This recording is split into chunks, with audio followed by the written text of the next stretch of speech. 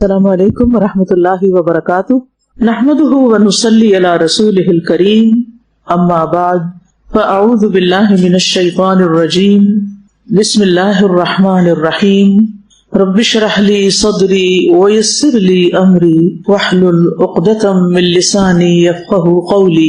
رسول اللہ صلی اللہ علیہ وسلم نے فرمایا، جس نے مجھ پر ایک مرتبہ درود بھیجا اللہ تعالیٰ اس پر 10 رحمتیں نازل فرمائے گا، اس کی 10 غلطیاں معاف کر دی جائیں گی اور اس کے 10 درجات بلند کر دیے جائیں گے۔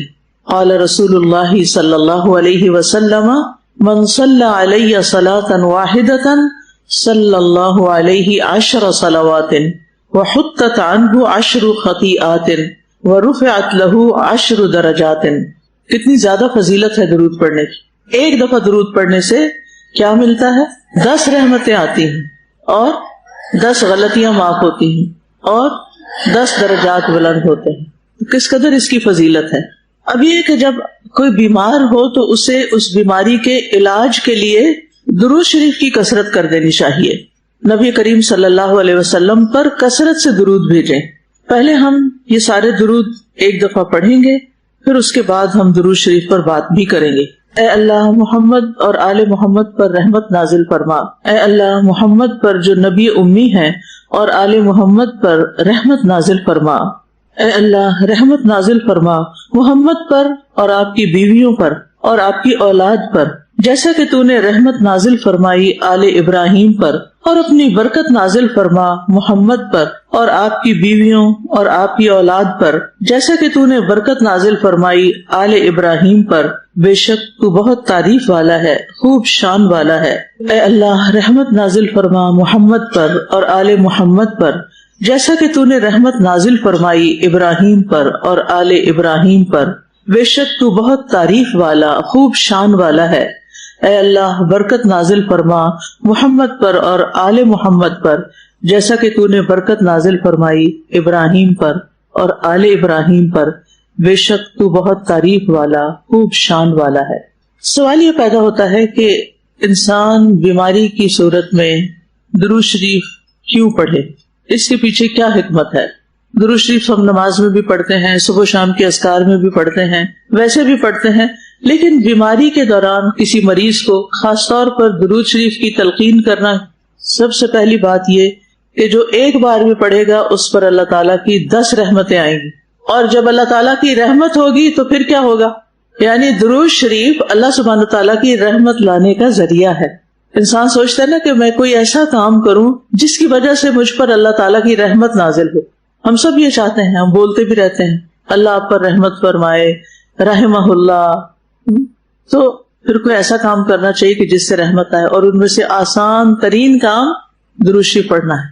اگر اللہ کی رحمت ہو گئی تو بیماری باقی رہ سکتی ہے؟ نہیں رہے گی۔ اور پھر اس میں آپ دیکھیے کہ درود شریف میں رحمت کے ساتھ ساتھ برکت کی بھی آپ نے بات پڑھی، تو جس پر رحمت اور برکت ہو جائے وہ پھر کبھی خیر سے خالی نہیں رہ سکتا، اس کی پریشانی دور ہوگی ہی ہوگی انشاءاللہ۔ اور پھر آپ دیکھیے 10 غلطیاں معاف ہو جائیں گی۔ اب ہماری بہت سی بیماریاں، ہمارے اوپر آنے والی مشکلات ہماری اپنی ہی غلطیوں کا نتیجہ ہوتی ہیں، تو جب ہماری غلطیاں معاف ہونے لگیں گی تو اس کا فائدہ کیا ہوگا؟ انشاءاللہ شفا ہوگی۔ ہم جس مقصد کے لیے پڑھ رہے ہیں درود شریف، وہ مقصد پورا ہوگا، اور پھر 10 درجات بلند ہوں گے۔ جب درجات بلند ہوں گے آپ اللہ کے قریب ہوں گے، قرب پائیں گے، اللہ کی نظروں میں اچھے انسان بنیں گے، تو انشاءاللہ اللہ سبحانہ وتعالیٰ آپ کی دعائیں سنے گا۔ تو درود شریف جو ہے یہ ایک تیر بہدف ہدف کا مطلب ہے جو آپ کا گول ہے، ٹارگٹ ہے، جہاں آپ چاہتے ہیں کہ جا کے وہ چیز لگے یا وہ چیز ہو جائے، تو یہ ایک نسخہ ہے بہترین جس کو ہم عام طور پر اگنور کر دیتے ہیں۔ قرآن مجید میں سورۃ الاحزاب میں آیت نمبر 56 اللہ سبحانہ تعالیٰ اہل ایمان کو حکم دیتے ہیں، بے شک اللہ اور اس کے فرشتے نبی پر صلات بھیجتے ہیں، درود بھیجتے ہیں۔ اے لوگو جو ایمان لائے ہو اس پر صلات بھیجو اور سلام بھیجو، خوب سلام بھیجنا، خوب یعنی زیادہ سے زیادہ۔ یہاں لفظ صلات کو ہم نے صلات سے ہی ترجمہ کیا ہے۔ صلات کا ایک مطلب رحمت بھی ہے، ذکر خیر بھی اور دعا بھی، یعنی لفظ صلات جب ہم کہتے ہیں اللہم صلی علی، تو جب اللہ تعالیٰ کی طرف منسوب ہو تو رحمت مراد ہوتی ہے۔ فرشتے اور مومنین ذکر خیر کرتے ہیں آپ کا، دعائیں کرتے ہیں. تو صلاۃ ایک بہت جامع لفظ ہے، اس لیے جب ہم نبی صلی اللہ علیہ وسلم پر صلاۃ بھیجتے ہیں تو اس کا مطلب ہے کہ اللہ سبحانہ تعالیٰ سے ہم دعا کرتے ہیں کہ اللہ تعالیٰ آپ پر رحمت نازل فرمائیں. اور جب کوئی کسی کے لیے رحمت کی دعا کرتا ہے تو اس کا کیا فائدہ ہوتا ہے؟ فرشتے اس کے لیے وہ دعا کرتے ہیں، اور فرشتے جو صلاۃ بھیجتے ہیں وہ آپ کے لیے برکت کی دعائیں کرتے ہیں. ایک اور قول کے مطابق فرشتوں کی طرف سے صلاۃ استغفار کرنا اور آپ کے لیے رحمت کی دعا کرنا ہے. اور امت جو آپ کی طرف صلاۃ بھیجتی ہے، جس کو درود کا ترجمہ کیا جاتا ہے اردو میں، تو اس کا مطلب ہے آپ کے لیے دعا کرنا. اور یہ بھی کہا جاتا ہے کہ اس کا مطلب ہے آپ کے حکم کی تعظیم کرنا، آپ کے حکم اور آپ کے جو فرامین ہیں، مثلاً احادیث ہیں، ان کی تعظیم، یعنی ان کو ایک امپورٹنس دینا اپنی زندگی میں، جو بھی آپ نے فرمایا یا جو آپ نے کیا.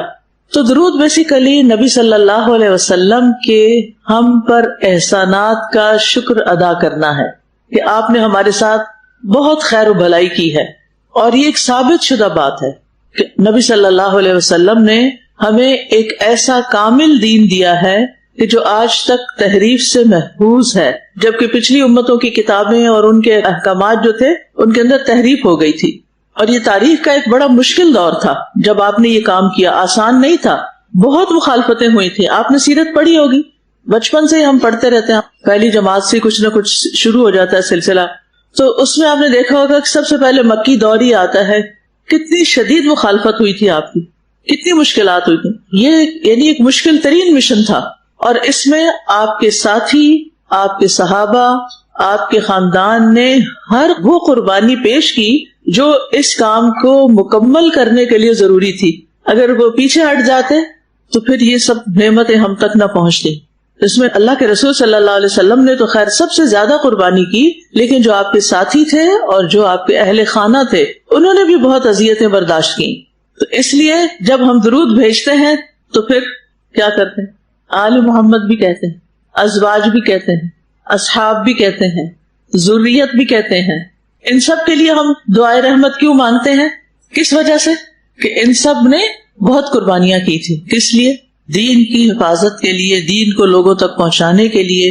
اور الحمدللہ ہم سب بھی اسی سلسلے کی ایک کڑی ہیں.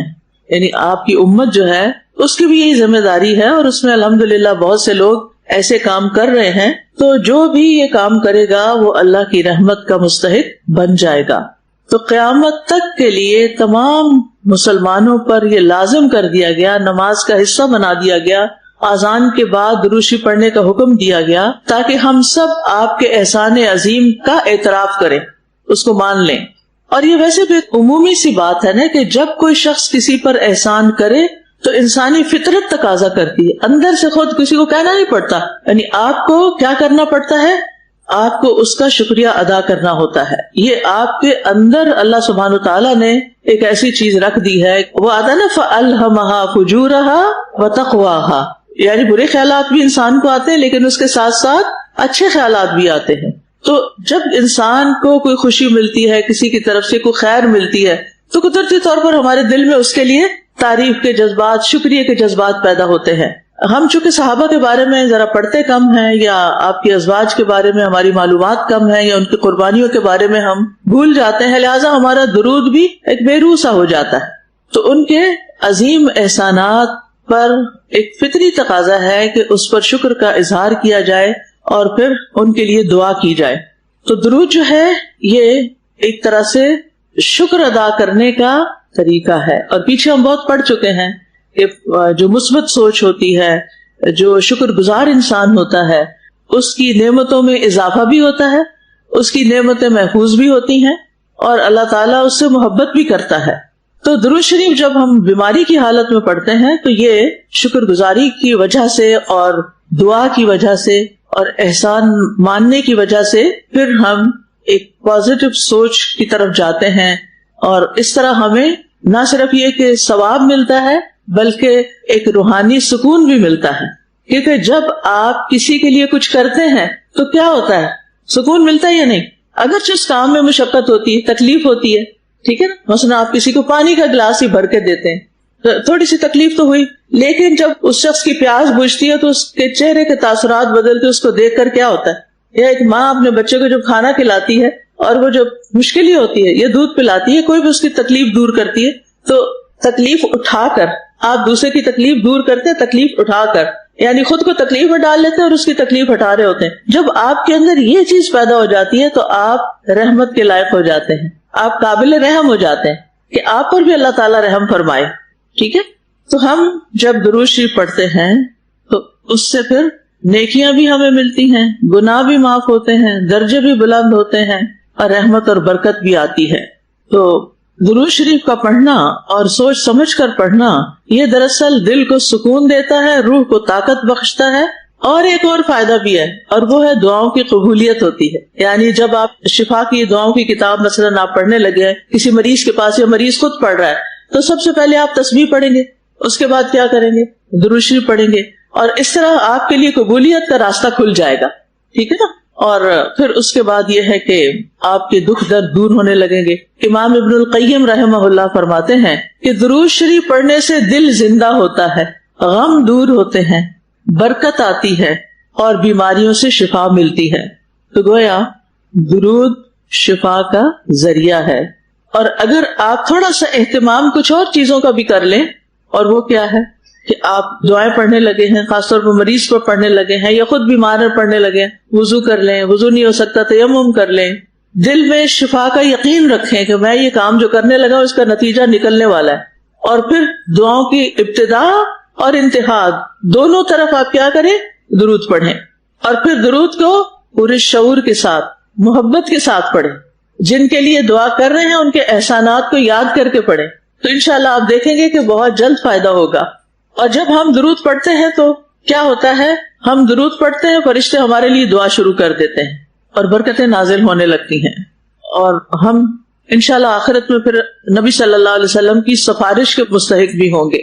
حضرت حسین بن علی رضی اللہ عنہ سے مروی ہے کہ رسول اللہ صلی اللہ علیہ وسلم نے فرمایا، جس کے پاس میرا ذکر کیا گیا اور وہ مجھ پر درود بھیجنا بھول گیا، وہ جنت کے راستے سے بھٹک گیا۔ تو اس سے کیا پتہ چلتا ہے کہ گویا درود کا پڑھنا، اور خاص طور پر اگر کسی مجلس میں نبی صلی اللہ علیہ وسلم کا ذکر ہو رہا ہو تو وہاں پڑھنا کیا ہے؟ جنت کی طرف جانے کا راستہ ہے۔ اور جو درود نہ پڑھے تو اس کے لیے دوری ہے، رسوائی ہے۔ ایک دفعہ نبی صلی اللہ علیہ وسلم ممبر پر تشریف لے جا رہے تھے، ایک سیڑھی چڑھے تو آپ نے فرمایا آمین، 3 دفعہ آپ نے آمین فرمایا ہر سٹیپ پر چڑھتے ہوئے۔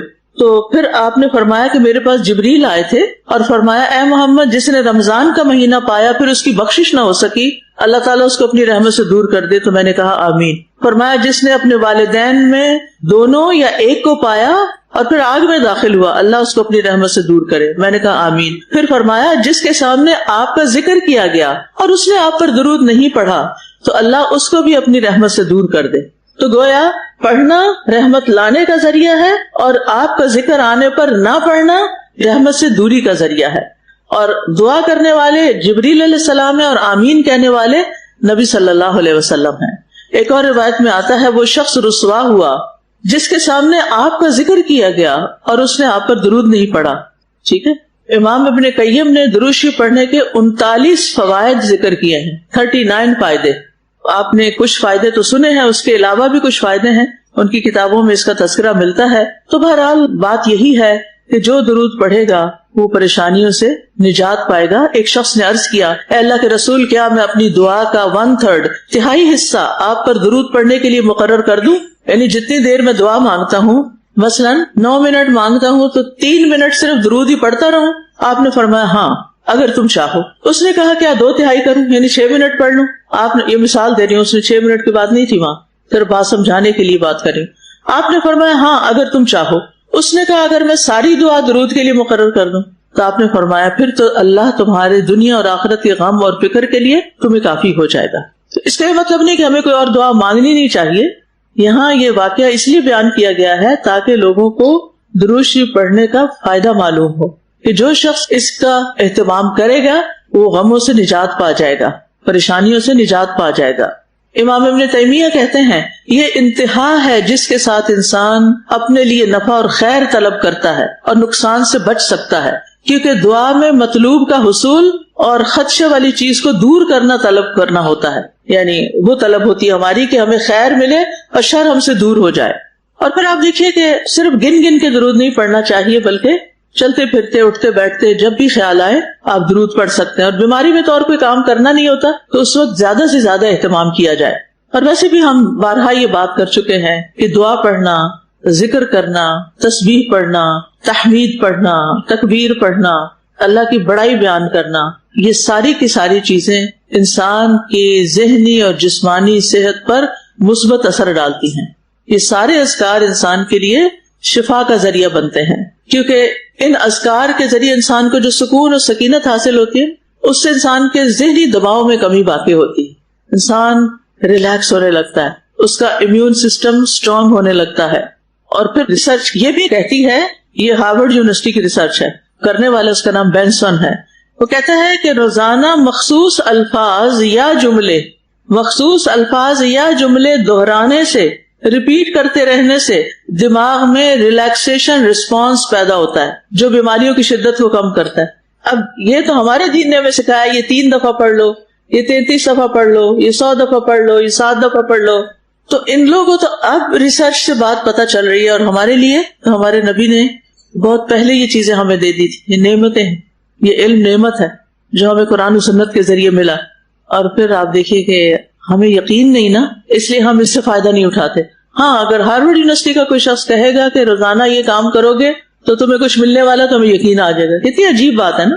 اللہ اور اس کے رسول صلی اللہ علیہ وسلم کی بات پر اس سے زیادہ یقین ہونا چاہیے، اور ایمان تقاضا بھی اسی چیز کا کرتا ہے. یاد رہے گی یہ بات انشاءاللہ. وَمَنْ أَصْدَقُ مِنَ اللَّهِ حَدِيثًا، اللہ سے بڑھ کر کسی کی بات سچی نہیں، اور الصادق الامین سے بڑھ کر کسی کی بات سچی نہیں. بس یقین بڑھانے کی ضرورت ہے. اسی طرح یونیورسٹی آف کیلیفورنیا کی ایک ریسرچ کے مطابق ڈپریشن، بے-چینی اور درد کی شدت شکر گزاری اور روحانی رویوں سے کم ہو جاتی. یعنی جو شخص شکر گزار ہوتا ہے، اور روحانی رویے سے مراد یعنی کوئی روحانی طریقے کچھ پڑھنے کے، اور یعنی ریلیجس کی بجائے انہوں نے نا آلٹرنیٹ ٹرمز استعمال کر لی ہیں. میڈیٹیشن کبھی کہتے ہیں اور کبھی اسی طرح کی اور چیزیں. لیکن ہمارے نزدیک کیا ہے؟ اذکار. ہم ان کو کیا کہیں گے؟ اذکار کرنے سے، دعائیں پڑھنے سے، اللہ سبحانہ تعالیٰ کے بارے میں اچھا گمان رکھنے سے انسان کو ذہنی سکون ملتا ہے، اس کی بے چینی اور تکلیف دور ہوتی ہے. ایک اور تحقیق کے مطابق مسلسل دینی اذکار کا عمل کرنے والوں میں بیماری سے جلد صحت یابی کی شرح زیادہ دیکھی گئی. وہ دوسرے مریضوں کے مقابلے میں جلد صحت یاب ہوئے. اسی طرح کہا جاتا ہے کہ EEG یہ الیکٹرانک وے ہے ایک دماغ کی لہروں کو جاننے کا، اس کے مطالعے سے یعنی وہ کچھ انسٹرومنٹس وغیرہ لگا دیتے ہیں اور پھر اسکرین پہ دیکھتے ہیں اور سنواتے ہیں کچھ، اور پھر دیکھتے ہیں کہ کیا چینجز آ رہی ہیں برین ویوز میں. تو وہ کہتے ہیں کہ ذکر اور دعا کے دوران دماغ کی الفا ویوز ہوتی ہیں جو سکون اور فوکس کی علامت ہوتی ہیں، ان میں اضافہ ہو جاتا ہے. ٹھیک ہے، تو مطلب یہ باتیں کرنے کا یہ ہے کہ یہ بات تحقیق سے بھی اب ثابت شدہ ہے جو ہمیں وحی الہی کے ذریعے مفت میں مل گئی تھی. تو خلاصہ یہی ہے کہ ہم کیا کریں؟ پوری توجہ کے ساتھ، مثبت سوچ کے ساتھ کہ اس کا فائدہ ہونا ہے، دل جمعی کے ساتھ، خوشی کے ساتھ اذکار کریں، درود شریف پڑھیں. اور ویسے ہمیں تاکید بھی کی گئی ہے، نبی صلی اللہ علیہ وسلم نے فرمایا جس کے پاس میرا ذکر کیا گیا وہ ضرور مجھ پر درود بھیجے. لیکن کچھ لوگ نبی صلی اللہ علیہ وسلم کا ذکر کرتے ہیں تو پھر نبی سلم کہہ دیتے ہیں. کیا ایسا کہنا چاہیے؟ نہیں، پورا درود پڑھنا چاہیے صلی اللہ علیہ وسلم. یہ پورا درود ہے، پوری دعا ہے، کمپلیٹ سینٹنس ہے. اسی طرح اللہم صلی وسلم وبارک علی محمد، اس میں صلاۃ بھی، سلام بھی اور برکت کی دعا بھی تینوں آ گئے. جملہ چھوٹا سا ہے، ایسے بھی پڑھ سکتے. عام طور پر مقرر حضرات خطبوں میں بھی پڑھتے ہیں اس کو، اور ویسے بھی دعائیں پڑھنے سے پہلے اس کو پڑھا جائے گا، اور خصوصاً اذان سننے کے بعد بھی اس کا اہتمام کرنا چاہیے. دنوں میں جمعے کا دن اور رات دونوں اس کام کے لیے مخصوص ہیں. نبی صلی اللہ علیہ وسلم نے فرمایا جمعہ کے دن اور رات کو کثرت سے مجھ پر درود پڑھا کرو. اور دوسری روایت میں آتا ہے مجھ پر جمعے والے دن کثرت سے درود پڑھا کرو، کیونکہ ابھی میرے پاس جبریل علیہ السلام اپنے رب عز و جل کے پاس سے آئے تھے کہ اللہ تعالیٰ نے فرمایا کہ روئے زمین پر جو مسلمان بھی آپ پر ایک بار درود پڑے گا تو میں اور میرے فرشتے اس پر 10 بار رحمت کریں گے. یعنی اللہ تعالیٰ رحمت بھیجیں گے اور فرشتے رحمت کی دعا کریں گے. ٹھیک ہے، اس لیے مختلف مواقع پر درود کا اہتمام کرنا چاہیے. امام سفیان ثوری کہتے ہیں اگر حدیث پڑھنے والے کو کوئی اور فائدہ نہ بھی ہو تو اس کو یہ فائدہ ضرور حاصل ہوتا ہے کہ وہ رسول اللہ صلی اللہ علیہ وسلم پر درود بھیجتا رہتا ہے. جب تک وہ حدیث کی کتاب پڑھتا رہتا ہے اس پر اللہ کی رحمت نازل ہوتی رہتی ہے. جب تک آپ حدیث کی کتاب پڑھتے رہتے ہیں آپ پر اللہ کی رحمت نازل ہوتی رہتی ہے. تو رحمت پانے کے لیے کیا کریں؟ حدیث پڑھتے رہیں.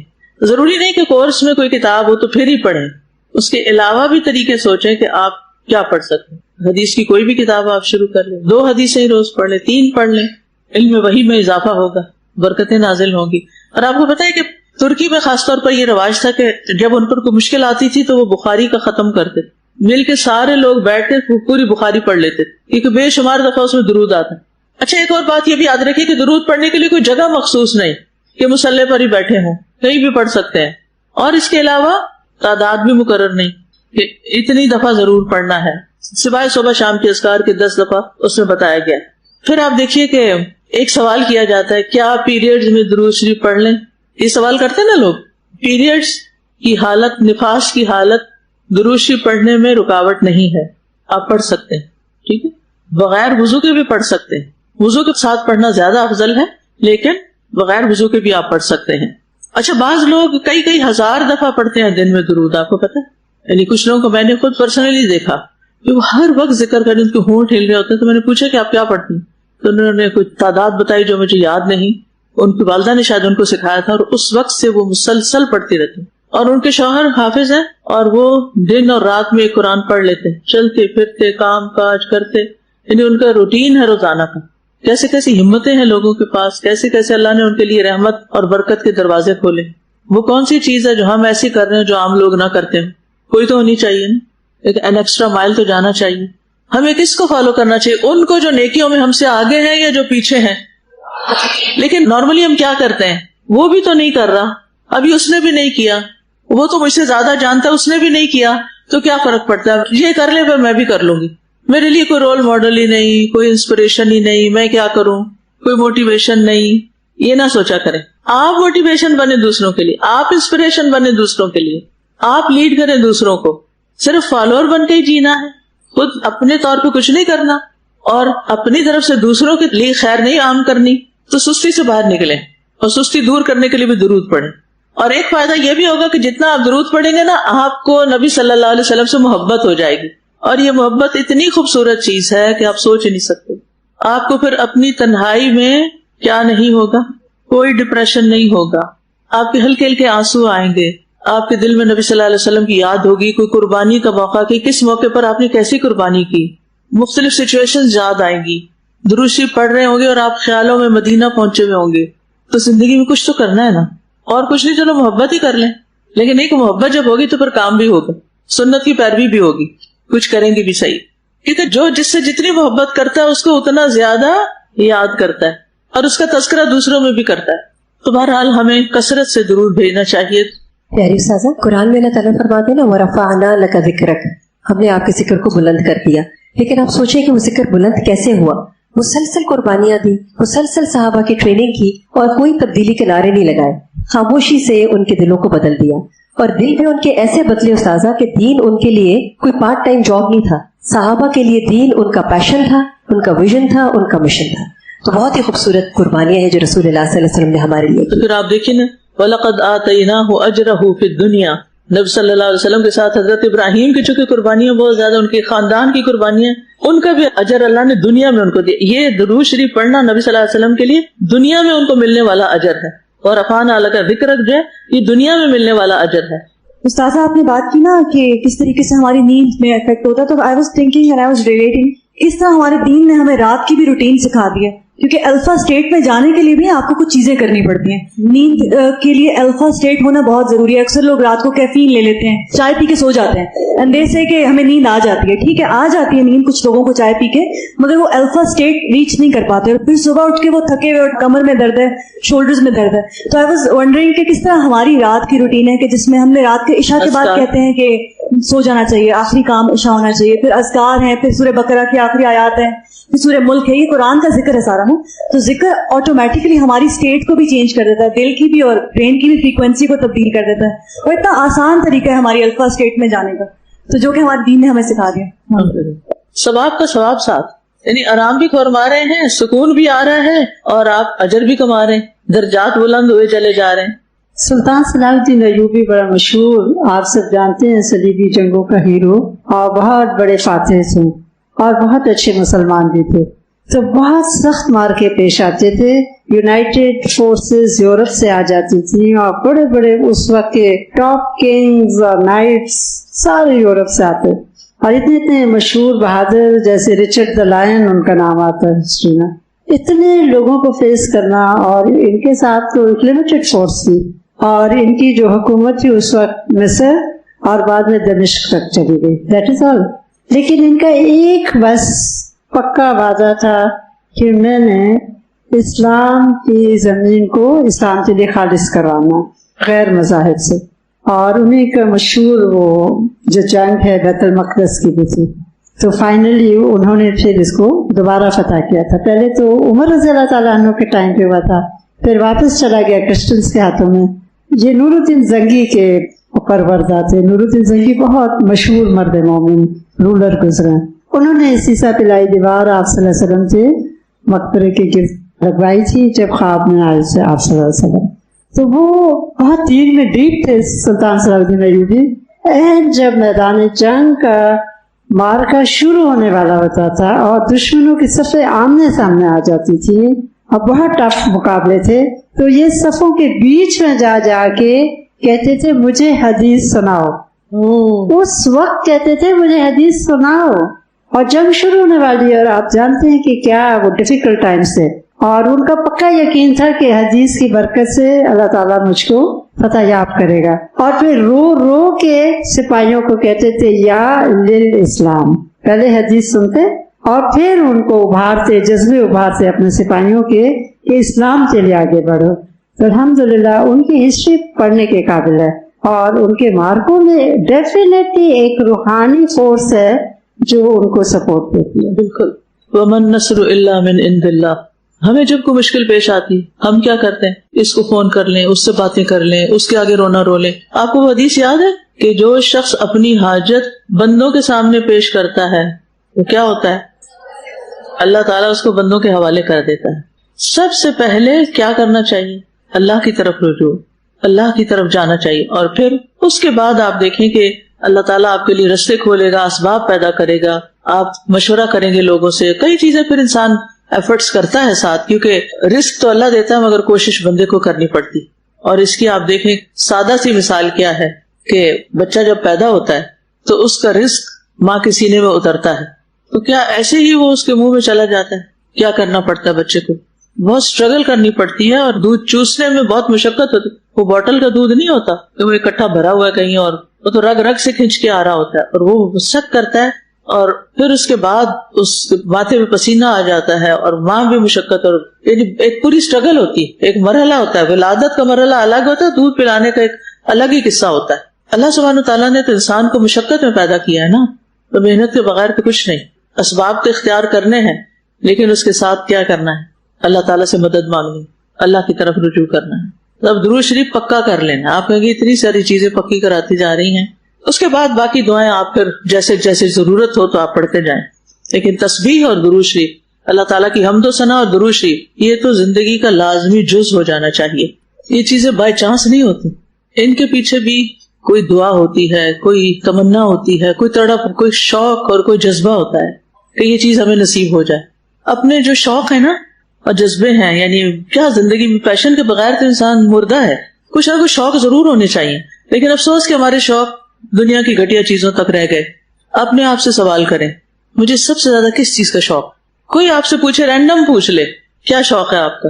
حضرت عمر رضی اللہ عنہ اپنے صحابہ سے اس طرح کے سوال کیا کرتے تھے کہ اپنی کوئی تمنا بتاؤ، کوئی شوق بتاؤ، اور وہ شوق بھی صحابہ کے دیکھنے والے تھے کہ کیسے کیسے شوق تھے۔ اور یہ چیز تو یہ جو حدیث پڑھنے والی بات ہے نا، یہ بڑی یاد کرا دی آپ نے الحمدللہ۔ میں جو پی ایچ ڈی کر رہی تھی تو اس میں ایک میں نے یہ واقعہ پڑھا تھا کہ صلاح الدین ایوبی باقاعدہ محدثین کی مجلس میں جا کے خود بیٹھ کے، یعنی بادشاہ ہوتے ہوئے خود جا کے حدیث کی مجلس میں بیٹھ کے حدیث سنا کرتا تھا۔ ایک تو نا جنگ کے موقع پر کہتا تھا اور سناؤ مجھے، اور ایک یہ کہ جب عام حالات ہوتے تھے تو مجالس حدیث میں حاضر ہوتا تھا۔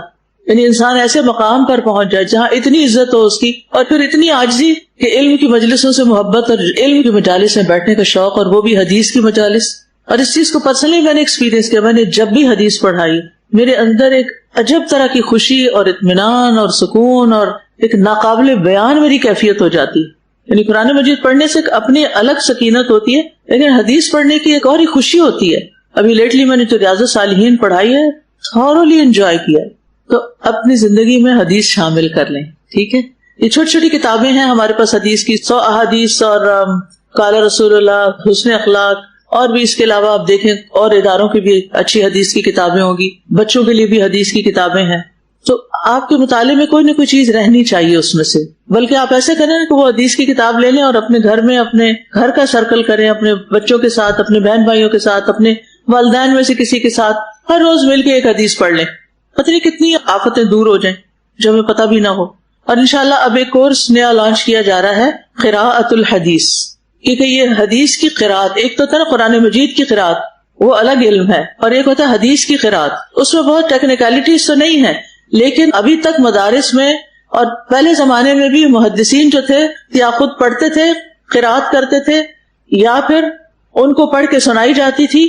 یعنی حدیث کو باقاعدہ اچھی آواز میں، بلند آواز میں اور اچھے طریقے سے پڑھنے کا مسلسل ایک رواج رہا ہے. اور اس سنت کو انشاءاللہ ہم زندہ کرنے جا رہے ہیں کہ ہمارے طالبات کو حدیث کی عربی پڑھنا آئے. یہ علم کا ایک بنیادی حصہ ہے، اس کے بغیر آپ علم والے نہیں کہلا سکتے، آپ سچے طالب علم نہیں ہیں. اگر آپ حدیث پڑھا رہے ہیں، خالی ترجمے پڑھا رہے ہیں تو بات نہیں بنتی. عربی حدیث پڑھنی آنی چاہیے. ٹھیک ہے نا؟ تو انشاءاللہ ابھی تو آپ ظاہر قرآن پہ فوکس کیے ہوئے ہیں یا تجوید پہ فوکس کیے ہوئے ہیں، لیکن اس کے بعد جب حدیث کورس جو لوگ ہیں اس وقت حدیث کورس میں، یا پھر یہ کہ آئندہ انشاءاللہ جو لوگ کریں گے، تو یہ صرف کورس کی حد تک نہ رہے بلکہ زندگی کا ایک حصہ بن جائے. حدیث جو ہے وہ حکمت ہے، اور نبی صلی اللہ علیہ وسلم نے یہ حکمت سکھائی ہے. حکمت کیا ہوتی ہے کہ انسان زندگی میں کسی معاملے کو کس طرح کرے، کسی کام کو کیسے انجام دے، لوگوں سے ڈیل کرنے کا طریقہ، اپنے آپ کو سمجھنے کا ذریعہ، بے شمار انگنت فوائد ہیں. چلیے درود پڑھتے ہیں ہم. اے اللہ محمد اور آل محمد پر رحمت نازل فرما. اللہم صلی علی محمد. ابن الاسیر ہیں جن کی کتاب النہایہ ہے، وہ اس میں لکھتے ہیں اس کا مطلب ہے محمد صلی اللہ علیہ وسلم کو دنیا میں عظمت عطا فرما، ان کے ذکر کو بلند کر کے اور ان کی دعوت کو غالب کر کے ان کی شریعت کو باقی رکھ کر، یعنی اس کو قائم و دائم رکھ. تو صلی علی محمد کا کیا مطلب ہوگا کہ آپ کو عظمت بھی ملے، بلندی ملے، آپ کا ذکر بلند ہو، آپ جو پیغام لے کر آئے وہ سارے ادیان پر غالب ہو، آپ کی شریعت باقی رہے اور آپ کا ذکر خیر بھی باقی رہے، اور آخرت میں ان کی امت کے بارے میں ان کی سفارش کو قبول کر کے ان کے اجر و ثواب کو دگنا کر دے. ایک اور قول یہ ہے کہ جب اللہ تعالیٰ نے ہمیں حکم دیا کہ ہم آپ پر صلاۃ پڑھیں اور ہم اس کی واجب مقدار تک نہیں پہنچ سکتے تھے تو ہم نے اس کو اللہ تعالیٰ کے حوالے کر دیا. یعنی جب ہم حق نہیں ادا کر سکتے تھے درود پڑھنے کا تو ہم نے کیا کیا، اللہ تعالیٰ آپ ہی یہ رحمت بھیجیں. ہم تو دعائیں رحمت کرتے ہیں لیکن اس دعا کا بھی حق ادا نہیں کر سکتے، تو یا اللہ آپ ان پر جس کے وہ مستحق ہیں اپنی رحمت بھیجیں. یعنی اللہم صلی علی محمد کا مطلب ہے اللہ تعالیٰ آپ ایسا کر دیں، یعنی اے اللہ تو محمد صلی اللہ علیہ وسلم پر درود بھیج، کیونکہ تو ہی خوب جانتا ہے کہ ان کے شایان شان کتنا درود ہونا چاہیے. یعنی ہم نہیں اندازہ لگا سکتے کہ ان پہ کتنی رحمتیں ہونی چاہیے. آپ کو پتا ہے کہ وہ کتنی رحمت کے مستحق ہیں، اور آپ تو بذات خود رحمت للعالمین تھے. اور اسی طرح آل محمد سے مراد کیا ہے، اس میں آ رہا ہے نا پہلے درود میں اللہم صلی علی محمد وعلی آل محمد. آل محمد سے مراد آپ کے اہل بیت ہیں. ایک اور قول کے مطابق اس سے مراد آپ کے صحابہ اور وہ لوگ جو آپ پر ایمان لائے. اور لغت کے اعتبار سے آل کا لفظ ان تمام پر آتا ہے، آپ کے اہل بیت پر بھی اور آپ کے صحابہ پر بھی اور آپ پر ایمان لانے والوں پر بھی. یعنی عموماً آل کا مطلب ہوتا ہے انسان کے اہل و عیال، اس کے فالوورز، اس کے دوست وغیرہ، یعنی جو اس سے متعلقین ہیں. اور یہ ایسے موقع پر استعمال ہوتا ہے جہاں عزت و شرف کو ظاہر کرنا مقصود ہوتا ہے، یعنی خاص قسم کے لوگوں کے ساتھ آل کا لفظ لگتا ہے. آپ نے لفظ آل الشیخ سنا؟ نہیں سنا؟ کتاب التوحید کا پتہ کس کی لکھی ہوئی؟ نہیں پتا. محمد بن عبد الوہاب کی، جن کے ماننے والوں کو لوگ کیا کہتے ہیں، یہ سب کو پتا ہے، یہ اچھی طرح پتا ہے. وہابی کا پتا ہے اور محمد بن عبد الوہاب کا نہیں پتا. ان کا نہیں پتا نا، اسی لیے پھر وہ وہابی کو برا سمجھتے ہیں. اگر ان کا پتا چل جائے کہ انہوں نے کیا کیا اور وہ کون تھے تو وہابی لفظ کی نفرت آپ کے دل سے نکل جائے. ان کے جو آل اولاد ہے نا اس کو آل الشیخ کہتے ہیں، اور یہ پورا کنبہ قبیلہ ہے سعودی عرب میں. اور جس بندے کے نام کے ساتھ آل الشیخ لگ جاتا ہے نا اس کو بہت عزت دی جاتی ہے. پھر یعنی کہیں بھی اگر کسی دفتر میں کوئی جائے اور اپنا کارڈ دکھائے نام کے ساتھ آل الشیخ لگا ہوا ہے تو وہ اس کو رسپیکٹ دیں گے. تو آل کا لفظ جب کسی خاص شخصیت کے ساتھ لگتا ہے تو وہ دراصل اس کو فلاں کی آل، یعنی آپ اس سے تعلق رکھتے ہیں، آپ اس کی آل ہیں. تو ہم آل شیخ تو نہیں، لیکن کیا ہیں؟ آل محمد صلی اللہ علیہ وسلم. اگر ہم آپ پر سچے دل سے ایمان لائے ہیں اور آپ کی پیروی کرتے ہیں، ٹھیک ہے، اور اس سے مراد آپ کی تمام امت بھی لی جاتی ہے جس کو امت اجابت کہا جاتا ہے. آپ کی امت دو طرح کی ہے. آپ آخری نبی ہیں نا، قیامت تک آنے والے تمام انسان آپ کی امت ہیں، لیکن وہ دو قسم کے ہیں. ایک ہے امت اجابت، وہ کون ہے؟ جنہوں نے آپ کی دعوت قبول کر لی یعنی مسلمان. اور دوسرے ہیں امت دعوت، جن کو اسلام کی دعوت دی جائے گی، وہ مانے یا نہ مانے. یعنی اس زمین پر ہر انسان اور ہر جن، نبی صلی اللہ علیہ وسلم ان دونوں کے لیے کیا ہے؟ ان دونوں کی طرف رسول بنا کر بھیجے گئے. وما ارسلناک الا رحمتا للعالمین. اور پھر انا ارسلناک للناس رسولا، اور کافتا للناس کا لفظ بھی آتا ہے سب لوگوں کے لیے. اس میں بھی دراصل درود ہی بھیجا گیا، صرف نبی صلی اللہ علیہ وسلم کے نام کے ساتھ امی کا لفظ استعمال کیا گیا، باقی چیز وہی ہے. 2 دفعہ آ رہا ہے نا، اللہم صلی علی محمد وعلی آل محمد. آپ کا نام 2 دفعہ آیا، لیکن آپ کو النبی الامی کہا گیا. یہاں امی کون ہوتا ہے؟ امی کا لفظ ام سے ہے. ام کس کو کہتے ہیں؟ ماں. یعنی جس کے علم کا مبلغ اس کے والدین ہی ہو، اس نے کسی اور استاد سے نہ سیکھا ہو. اور یہ حدیث جو ہے یہ عقبہ بن عمر رضی اللہ عنہ سے روایت کی گئی ہے. آپ صلی اللہ علیہ وسلم کے بھی کئی ایک نام ہیں، ان میں سے ایک نام یہ بھی ہے امی، کہ آپ پڑھے لکھے نہیں تھے لیکن اس کے باوجود دنیا کے سب پڑھے لکھوں کو پڑھا دیا. یہ علم آپ کو اللہ کی طرف سے دیا گیا تھا، اور یہ آپ کا شرف ہے، عیب نہیں ہے، شرف ہے. اے اللہ رحمت نازل فرما محمد پر اور آپ کی بیویوں پر اور آپ کی اولاد پر، جیسا کہ تو نے رحمت نازل فرمائی آل ابراہیم پر، اور اپنی برکت نازل فرما محمد پر اور آپ کی بیویوں اور آپ کی اولاد پر، جیسا کہ تو نے برکت نازل فرمائی آل ابراہیم پر، بے شک تو بہت تعریف والا خوب شان والا ہے. یہ صحیح بخاری کی روایت ہے، حدیث کا نمبر 3369 ہے. اب ابو حمید الساعدی رضی اللہ عنہ سے روایت ہے کہ صحابہ کرام نے عرض کیا، اے اللہ کے رسول، ہم آپ پر درود کیسے پڑھیں؟ تو آپ نے فرمایا اس طرح کہا کرو، اور آپ نے یہ درود خود سکھایا. اے اللہ رحمت نازل فرما محمد پر اور آل محمد پر، جیسا کہ تو نے رحمت نازل فرمائی ابراہیم پر اور آل ابراہیم پر، بے شک تو بہت تعریف والا خوب شان والا ہے. اے اللہ برکت نازل فرما محمد پر اور آل محمد پر، جیسا کہ تو نے برکت نازل فرمائی ابراہیم پر اور آل ابراہیم پر، بے شک تو بہت تعریف والا خوب شان والا ہے. اس درود کے بارے میں آتا ہے، عبد الرحمن بن ابو لیلہ سے روایت ہے، وہ کہتے ہیں کہ ایک مرتبہ میری حضرت کعب بن عجرہ رضی اللہ عنہ سے ملاقات ہوئی تو انہوں نے فرمایا، کیا میں تمہیں ایک تحفہ نہ دوں جو میں نے نبی صلی اللہ علیہ وسلم سے حاصل کیا؟ میں نے کہا ہاں ضرور، مجھے وہ تحفہ عنایت کریں. یہ تحفہ ہے، درود شریف کیا ہے؟ تحفہ ہے. ہم نے ایسا تحفہ کبھی کسی کو دیا؟ کوئی مانے ہی نہ. آپ کسی کو کہیں آئے میں آپ کو ایک دعا سکھاتی ہوں، یہ میری طرف سے آپ کے لیے تحفہ ہے، یعنی میں اس میں کوئی اجرت تعریف کچھ نہیں چاہتی. مجھے یاد ہے کہ جب میں چھوٹی تھی، پتہ نہیں کلاس میں ٹاپ کیا یا قرآن کا کوئی سپارہ ختم کیا، مجھے اوکیزن یاد نہیں، تو سب بہت خوش ہوئے کہ بڑا اچھا کارنامہ کیا ہے، اور کہنے لگے کہ اب اس کو کوئی تحفہ ملنا چاہیے. تو میں انتظار کرنے لگی کہ مجھے کیا ملتا ہے، انعام کون سا ملتا ہے، تحفہ کون سا ملتا ہے، لیکن ملا کچھ نہیں. انتظار کر رہی تھی تو میں نے اپنے والد سے پوچھا تو کہنے لگے کہ تحفہ تو تنکے کا بھی تحفہ ہوتا ہے.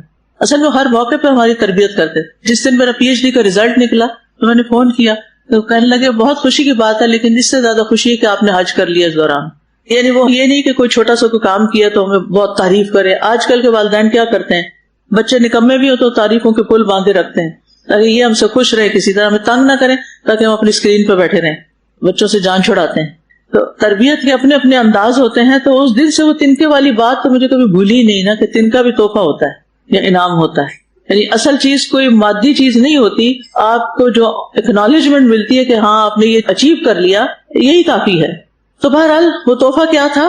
انہوں نے بیان کیا کہ ہم نے رسول اللہ صلی اللہ علیہ وسلم سے پوچھا تھا، اے اللہ کے رسول، ہم آپ پر اور آپ کے اہل بیت پر کس طرح درود بھیجا کریں، کیونکہ اللہ تعالیٰ نے آپ پر سلام بھیجنے کا طریقہ تو خود ہی ہمیں سکھا دیا ہے. تو آپ نے فرمایا یوں کہا کرو، اور پھر یہ درود شریف پڑھا. تو اس میں آپ دیکھیے ایک درود شریف میں باقی تو صلات ہی ہے آپ پر اور آپ کے آل پر، اور پھر جیسے ابراہیم علیہ السلام پر اور ان کی آل پر تھی. نئی چیز جو ہے وہ انکا حمید مجید ہے، اور پھر اللہ مبارک بھی ہے، برکت کی بات بھی ہے. یعنی بارک اللہ محمد، ان کا مطلب کیا ہے کہ اے اللہ جو تو نے محمد صلی اللہ علیہ وسلم کو شرف اور کرامت اور عزت عطا کی ہے، آپ اس کو بڑھاتے رہیں. برکت کے معنی میں کیا آتا ہے؟ افزائش اور دوام، دونوں چیزیں ہوتی ہے برکت میں.